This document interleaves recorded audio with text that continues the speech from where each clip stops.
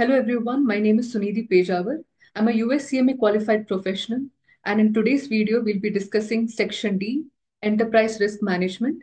This carries 10% weightage in the US CMA examination. Now let's begin.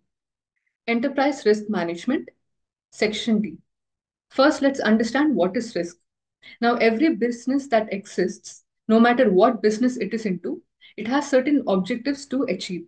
These objectives can be such as increasing the market share of the company, or improving the profitability of the company, or improving the productivity of the organization. So, any event or action that leads to that does not allow the organization to achieve these objectives are known as risks.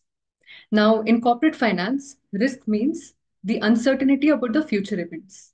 The term uncertainty here means that the risky events that exist may or may not happen in the future.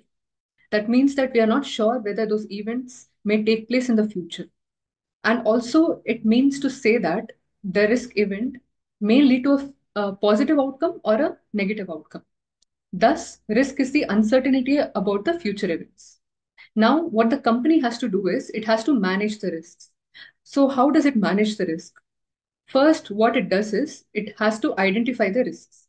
It needs to understand what type of risks exist in the business, and then it has to assess the impact of the risk. Assessing the impact of the risk means to say that it has to understand how frequently the risk occurs and how severe the effect of the risk is over the business. After understanding these issues, what the business has to do next is find solutions to reduce the risk. Either it can reduce the risks or it can completely avoid them, depending upon what type of risks are there in the business. This will reduce the risks and eventually make the business more successful, and also the business can run more efficiently. Now let's understand the benefits of risk management. The benefits of risk management are: first is increasing the shareholders' value by minimizing losses and maximizing opportunities. So, what it means to say is when the company manages the risk, business can avoid losing its money. This will increase the value of the company, which is beneficial to the shareholders of the company. Thus, the shareholders will feel more confident in investing in the business. Now, the next line: better utilization of the resources and better control. By identifying the risks on time, the company can manage its resources well. The resources of the company are time, money, people of the company. People are the employees of the company. So these are all the resources of the company. And by reducing the risks, the company can manage these resources more efficiently. So when you manage these resources more efficiently, what happens is you can reduce the costs as well. Your spending will become less because you're managing the resources well and not wasting any type of resources. So directly it helps in the cost management at the same time. Now the third point is fewer disruptions to operations. What this point says that fewer disruptions means that business can run more smoothly without any interruptions. So if you reduce risks, the business can run more smoothly without any kind of interruptions happening in between. Now the next point is improved ability to meet objectives and take advantage of the opportunities. So business can like avoid setbacks by reducing risk. It can avoid setbacks, and there won't be any disturbance coming in the way of business. Thus, the business can make use of the opportunities that is there in the market and meet the objectives of the business. Next, employees, other stakeholders, and relevant government, governing and regulatory bodies are more confident in the organization. So employees get the confidence in the organization when their working environment is good and also when they have job security. So by reducing risks, the company can make sure that there is job security for the employees and also good environment to work in. Now, for the relevant governing and regulatory bodies, what they want is they want the company to follow the rules and regulations they have implemented. So, by reducing the risk, the company proves to them that it is following the rules and regulations. And thus, the governing and the regulatory bodies will have more confidence on the particular business. Now, coming to the stakeholders are the people who are directly affected by the business. So by reducing the risks, they'll have more confidence on the company and they can trust the company and its profits even more. Thus, they'll be interested in investing in business. Now, let's understand the next topic, the types of risk. So, the different types of risks are first one, business risk. So, what is business risk? Business risk, it explains that it's the risk that causes the fluctuations in earnings. So, any type of risk that leads to up and down in the earnings of the company is called business risk. So how does business risk occur? It occurs when the input costs increase. Input cost may be the cost related to the raw materials or the administrative costs, etc. So when these costs increase when the supplier decides to ask more for the raw materials. At that time, the input cost may increase, which leads to higher pricing of the products. This will indirectly affect the business. This is what is called as business risk. And also, if the demand for the company's products or services keep changing, this will again lead to fluctuations in earnings. Thus, all these type of risks are a part of business risks. Now, the next type of risk is strategic risk. Strategic risk is the risk that affects the entire business. Now, these risks involve reputation risk. Reputation risk is the risk that affects the image of the company. So, by selling a product which damages the reputation of the company, these kind of risks are included in strategic risk. Then there is brand risk, which is losing the patent and trademark.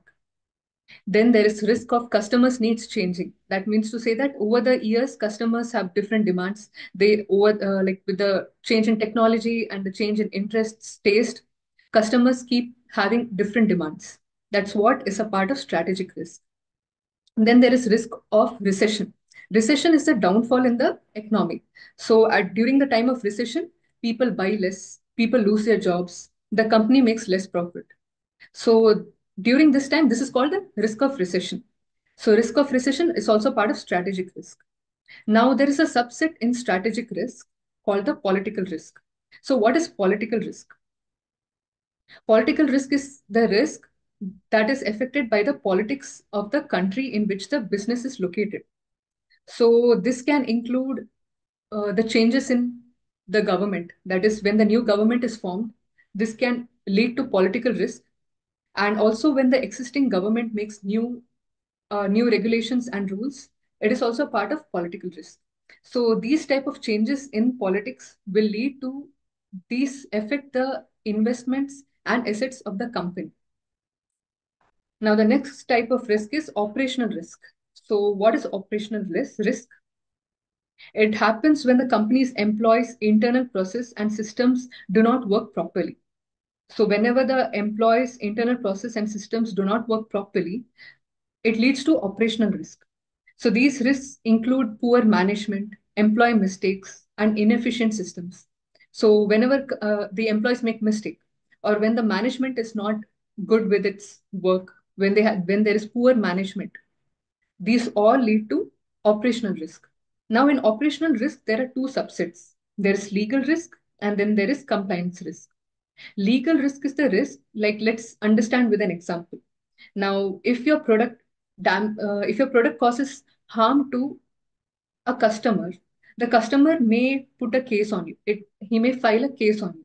So when he files a case on you, you will have expenses such as compensating the customer or the lawsuit amount and the legal disputes all lead to extra financial loss, and it also affects your reputation. It affects the reputation of the company. So this is known as legal risk. Now coming to compliance risk. Now the company whichever country or state a company is located, there are certain external laws, regulations imposed by the government, which every company has to follow without fail. When the company fails to follow those regulations and rules, it leads to penalties or fines imposed by the country on the particular company. This is known as compliance risk. So operational risk has two subsets: legal risk, which is also called as litigation risk, and then compliance risk. Now going to the next risk, that is known as financial risks. So these risks occur when the company uh, finds it difficult to manage the finances And this happens when the company is not able to earn more profits or when the interest rates increase. When the interest rate increases, what happens is company is not able to borrow more funds because you have to pay higher interest rates, which becomes sometimes difficult for the company to pay. And thus, this leads to financial risks. So, financial risk affects the health of the company. And thus, because of the interest rates increasing or because of not making profits, the business does not carry forward. By when the interest rate increases, the company does not get enough funding for long term debt. The long term debt is needed for a company to grow, to expand its business, or to make any current decisions. It requires certain long term debt, and due to the increase in the percentage of the interest rate, it becomes difficult for the company to invest in long term debt. Now, going to the next risk, hazard risk. So hazard risks are those risks which are caused by some dangerous event or condition that takes place, such as natural disasters, accidents, or unsafe situations. So these risks can be also insured using insurance. Now, every different type of hazard risks have different insurance, such as natural disasters can be insured with property insurance. The death of a key employee can be insured with life insurance. And injuries on business property can be insured with liability insurance. So this is what is hazard risk. Now coming to the note. There are two notes. The first note is contingency planning. What is contingency planning? So contingency planning is preparing for the unexpected events. Contingency planning is also known as what if planning. So it explains that it's a plan developed by the company to be ready for any type of unseen events in the future. Now, there are some events that the company is not sure about, which may occur all of a sudden without any warning. So, what the company has to do is it has to prepare a contingency planning, a what if planning, so that if the plan does not go accordingly, they have a backup plan known as contingency planning. Contingency planning helps. The reason to do this contingency planning is to respond quickly and more efficiently. And this can be done by preparing for extra resources and also by creating strategies so that the company can be safe in case of natural disasters or system failures, etc., or any other type of emergency like death, anything. Now, the next note is volatility and time. These two features, how they impact the risk. Let's understand that. So, what is volatility? Volatility refers to how often and how the fluctuations affect and impact the risk. Now, volatility refers to the changes or fluctuations over time. Example, stock market. If the stock price keeps on fluctuating constantly, you're not able to make decisions. You cannot take decisions because it becomes very unpredictable and things change very quickly. Thus, this leads to an increase of risk and it might also cause a huge loss. So, this is known as volatility. The higher the volatility, the higher the risk. So, volatility refers to the constant fluctuations over time. Now, that's how it impacts risk. The more the event is volatile, the more it impacts the risk. Now, coming to time, time also has a very crucial impact on risk. Now, the longer you wait or hold on to something, the more the chances are for unexpected events to happen. This is what time sees. Thus, risk may be lower when the time is less, and if the time is longer, like there are a lot of changes that happen over the time. Thus, what we believe is that the longer the duration of the time, the higher the risk. Thus, higher volatility and higher time leads to higher risk. This is what the particular topic explains. Now, excluding the other characterizations of risk, there is one more type of characterization of risks known as the internal risks and the external risks. So, what are internal risks? Internal risks are those risks that come from within the organization. So, these risks can be controlled by the company, the management of the company. These risks will include examples such as poor management, employee mistakes, operational failures, etc. So these risks are more in the hands of the organization, and they directly they can be directly influenced by the management. Thus, the management has more control over internal risks compared to external risks. So now let's understand what is external risk. External risk are those risks which come from outside the organization. So these include risks such as government changes in government regulation, natural disasters, economic downturns. So these kind of risks are all external risks, and they are not in the control of the management. But what the management can do is it can learn to either reduce them or avoid them. And here are some examples of internal and external risks explained below. Internal risks are infrastructure risks, such as changes to the organization or its policies. Then you have process related risks, such as change in the way a product is manufactured. When the way the product is manufactured changes, this causes internal risks. And then you have internal technological risks, such as introduction of new software, changes in the olden, like some probably a company was using an old way of software, and when there's a new software that gets launched, it causes some internal risks because you need to learn about the new technology.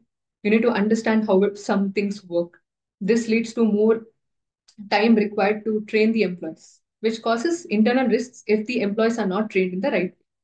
Now, coming to external risks are supply chain disruptions. So, example like if there's an unpleasant weather, you that might affect the raw material. The availability of the raw material is affected by unpleasant weather. So, this might disrupt the supply chain. Now, competition and actions of competitors. You cannot control the action of your competitors. Thus, what you can do is you can learn from them and you can make your products and services better and uh, be more efficient. But what you cannot do, what is not in your hands is the acts of the competitor. The way the competitors act is not in your hands. All you can do is work better and be more efficient. And political risks, as I explained earlier, anything that changes in politics is not in your hand. So anything like changes in the regulations of the existing government or when a new government is formed, all these kind of risks are external risks. Then economic risks, such as risk of recession. Recession is when there's a downfall in economy and when people buy less, when people lose their jobs, when the company makes less profit. It's a short period of time where there's a downfall in the economy and people cannot buy more. This causes external risk because if people do not buy your products, you will have less profit, which in turn affects the business. But it's not in your control because this is an external environment change. All you can do is find solutions. Enterprise risk management is about identifying, assessing, managing, and monitoring risks across the whole organization, and it helps the organization achieve its objectives and create value. Thus, it's different from traditional risk management because in traditional risk management, we are looking into risks within the individual departments, whereas in enterprise risk management, we look at risks from the entire organization's perspective. Now, the following differences between enterprise risk management and traditional risk management are: in enterprise risk management, it is an ongoing process, whereas traditional risk management is for a specific period of time. Enterprise risk management involves the entire organization, whereas traditional risk management is subjected to a specific department. Also, enterprise risk management is more expensive compared to traditional risk management. Now, let's understand the relation between enterprise risk management and portfolio view of risk. In enterprise risk management, we consider the risks of the company are interrelated rather than considering them individually.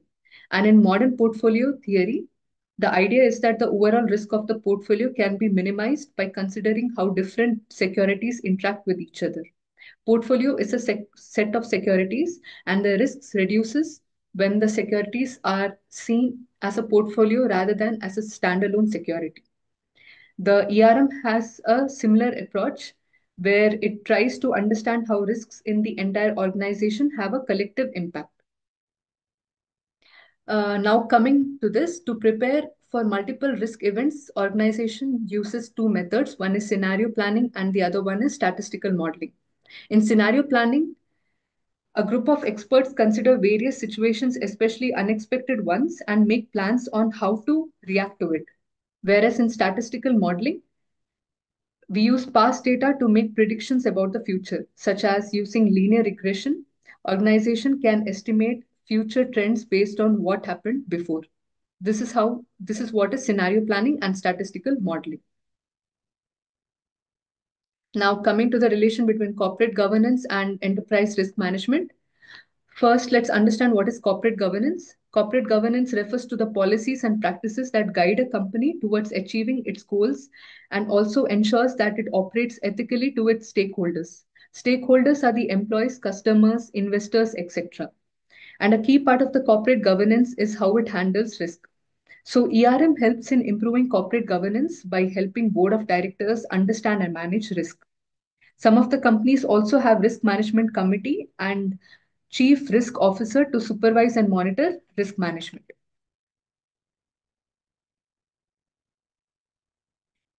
Now coming to performance management and ERM, balance scorecard is a tool used for tracking companies' performance in four perspectives, that is financial, customer, internal process, and learning and growth.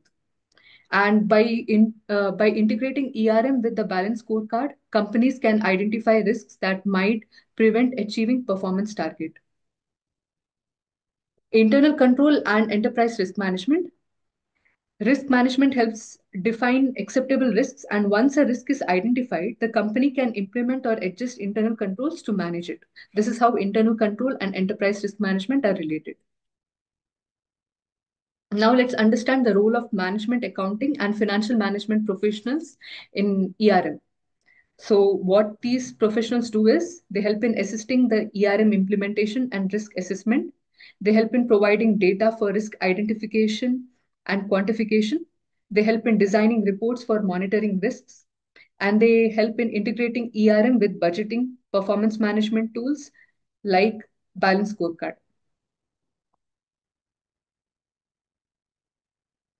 Now let's understand what is COSO. So COSO is the Committee of Sponsoring Organizations of the Tradeway Commission. COSO was established in 1985 to improve the quality of financial reporting through developments of framework and guidance on internal control, risk management, and governance. The COSO ERM framework refers to the enterprise risk management framework developed by Committee of Sponsoring Organizations of Tradeway Commission. The five components and 20 principles of enterprise risk management. The first component is governance and control. The governance and control component focuses on setting right culture and governance. The first principle under that is exercises board risk oversight, which means the board of directors actively monitor and manages organizations' risks. Now, the next principle is establishes operating structures, which means the organization defines clear roles and processes for the effective operation.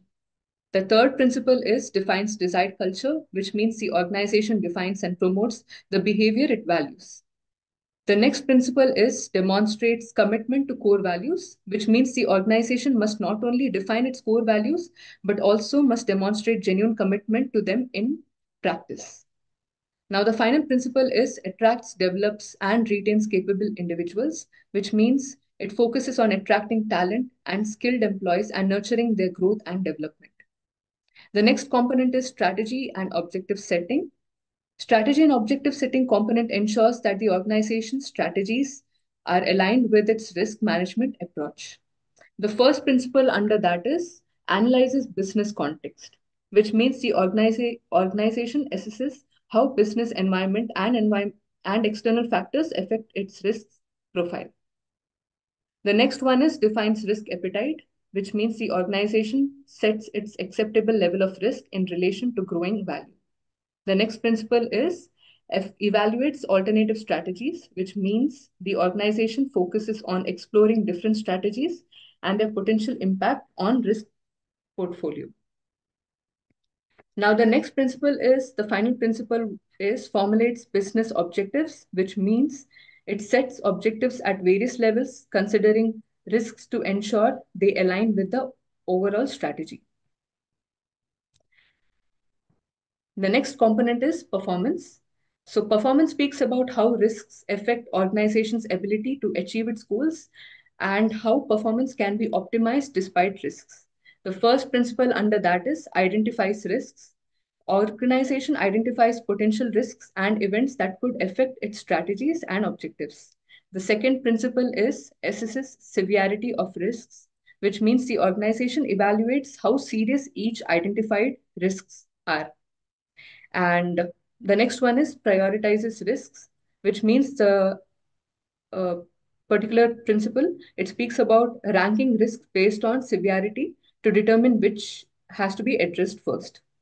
The next one is implements risk responses, which means it chooses and applies appropriate strategies to manage identified risks.